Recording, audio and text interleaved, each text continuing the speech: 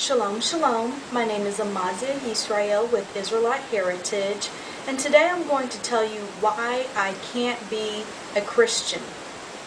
Now, this all started for me a couple years ago when I ran across Revelation chapter 2, verse 9. And that says that those that say they are Jews are not and are actually the synagogue of Satan. And I thought to myself, okay, well, what does this mean? And at the time, I was heavily involved with the church, a faithful member, and I pulled my pastor aside to ask him about this, and he didn't have any answers for me. He said, he didn't know, and so that wasn't satisfactory for me. So I prayed and I was asking for revelation. I really just wanted to know the truth. I had been deceived on some things before, and I really just wanted to know the truth. And so I began to look a little bit deeper into Christianity, and I learned about a lot of the pagan customs associated with it. I read a book called Fossilized Customs by Lou White, and that really just blew my mind. I couldn't believe that what I had been taught my whole life was wrong. And I knew that the scripture clearly stated that we weren't supposed to mix our worship. And so how can I be celebrating Christmas and Easter and Halloween and all these different holidays, and that's clearly not doing as the Bible said? So that was what really started me on this journey of discovery. And so as I started to research, I learned that the letter J wasn't even invented until just recently, and that letter wasn't in the Hebrew alphabet, nor was it in the Greek alphabet, which means that there is no possible way that the Messiah's name could have been Jesus. And so that was another thing. I said, okay, well, if they're lying to me about these two things, then what else can they be lying to me about? So as I continued to search for the truth, I learned about a man named Constantine. And he ruled Rome, and he actually changed the day of worship from Saturday, the Shabbat, to Sunday around the early 300s of the Common Era.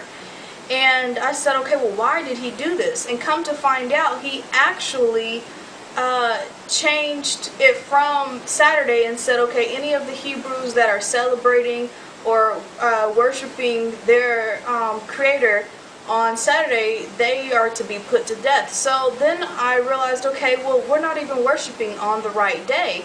And I knew that in the scriptures it said, okay, well, we're supposed to rest on the seventh day. And so I got my calendar out and I looked at it, and I saw, okay, that Sunday was the first day and Saturday was the seventh day.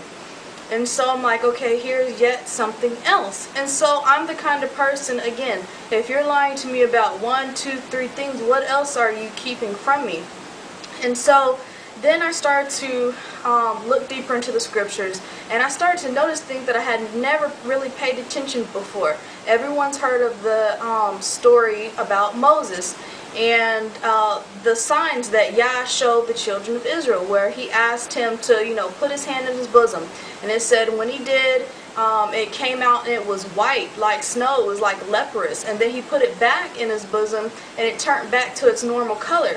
But my thing is, if your hand is turning opposite and it's this big miracle and the opposite of what it is white, then obviously it must have been a darker color. Then I thought about the story of the Messiah, whose name is Yahushua, who they teach his name is Jesus, but I just told you that there's no J in the Hebrew alphabet nor the Greek alphabet, so his name is Yahushua, which means Yah, salvation. I thought about it and I said, okay, well, when he was born, the angel came to his earthly father and told him to go hide in Egypt. And I started thinking about that. I said, okay, well, how can a dark-skinned father, mother, and baby go hide, and they're dark-skinned among, anyone else besides the dark-skinned people? So the point that I came to realize is that Yahushua had to have been dark-skinned too, and everybody knows that the ancient Egyptians were a dark-skinned people. Thus, the Messiah had to be dark-skinned.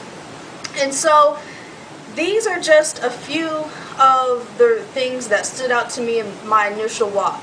and journey towards the truth. And then I found the website, which is www.HebrewIsraelites.org, and everything that I needed to know was right there for me. Everything was backed up with scripture, and it was really beautiful. But for me, the reason that I can't be a Christian is because there's too many things that just don't make sense. They're false. They're lies. Too many lies in Christianity. So that's the reason that I can't be a Christian.